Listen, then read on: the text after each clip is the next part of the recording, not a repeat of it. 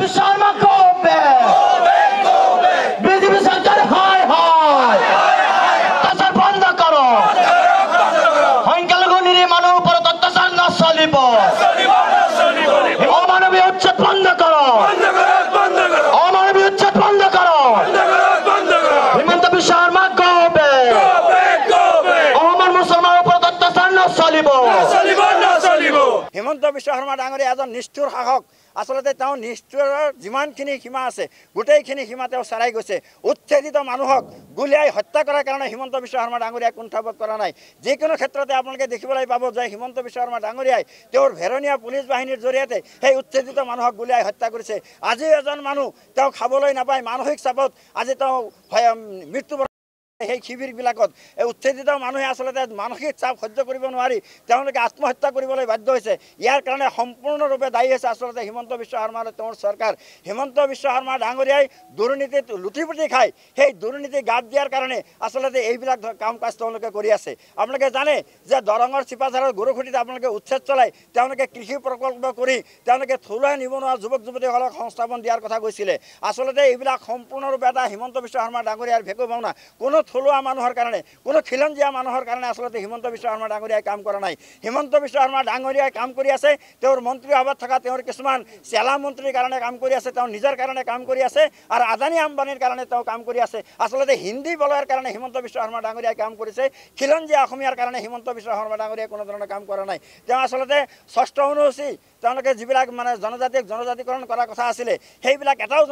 জনজাতিকৰণ কৰিব পৰা নাই এইবিলাক ইছ্যু গাপ দিয়াৰ কাৰণে হিমন্ত বিশ্ব শৰ্মা ডাঙৰীয়াই আসলতে এই ধৰণৰ উচ্ছেদ অভিযান চলাইছে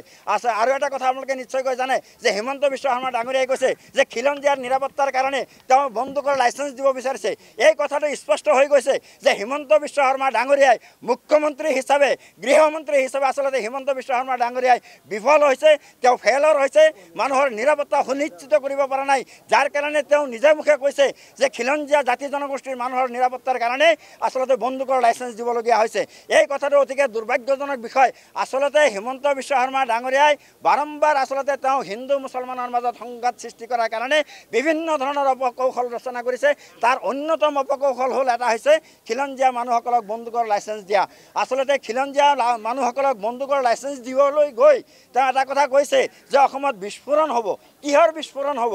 যদি যেহেতু অসমত বিস্ফোৰণ হ'ব গতিকে খিলঞ্জীয়াৰ হাতত বন্দুক থাকিব লাগিব আমাৰ আসলতে সন্দেহ হৈছে ধাৰণা হৈছে যে হিমন্ত বিশ্ব শৰ্মা ডাঙৰীয়াই এই খিলঞ্জীয়া লোকসকলক বন্দুকৰ লাইচেঞ্চ দি আসলতে গুজৰাটৰ নিচিনা অসমখনক এটা বৌদ্ধভূমিত্ব পৰিণত কৰিব বিচাৰিছে অসমৰ মুছলমানসকলক গুজৰাটৰ নিচিনা হত্যা কৰাৰ কাৰণে হিমন্ত বিশ্ব শৰ্মা ডাঙৰীয়াই পৰিকল্পনা ৰচনা কৰিছে গতিকে আমি দিল্লীৰ চৰকাৰ তথা আমি যিসকল মানে আপোনাৰ ধৰ্মনিৰপেক্ষ শক্তি আছে গোটেইখিনি ধৰ্মনিৰপেক্ষ শক্তিক আজি আমি দিল্লীৰ এই যন্তৰ মন্তৰৰ পৰা আমি আহ্বান জনাইছোঁ যে অসমৰ সংখ্যালঘু মুছলমানসকলক অসমৰ নিষ্পেষিত শোষিত লাঞ্ছিত বঞ্চিত এই জনগোষ্ঠীটোক ৰক্ষা কৰাৰ স্বাৰ্থত সকলোৱে একে সুৰে সমস্বৰে আজি দিল্লীত আৱাজ দিয়াৰ প্ৰয়োজন হৈ পৰিছে হিমন্ত বিশ্ব শৰ্মা চৰকাৰৰ বিৰুদ্ধে আৱাজ দিবলগীয়া হৈ গৈছে আসলতে হিমন্ত বিশ্ব শৰ্মা ডাঙৰীয়াই নিবনুৱা সমস্যা সমাধান কৰিব পৰা নাই আপোনালোকে ভালকৈ জানে ইয়াত আমাৰ অসমীয়া বহুকেইটা চেনেল আছে আপোনালোকে নিজেই বাতৰি পৰিৱেশন কৰি আহিছে যে অসমত ভয়াৱহভাৱে নিবনুৱা সমস্যা বৃদ্ধি হৈছে কিন্তু সেইখিনি নিবনুৱা সমস্যা অসম চৰকাৰে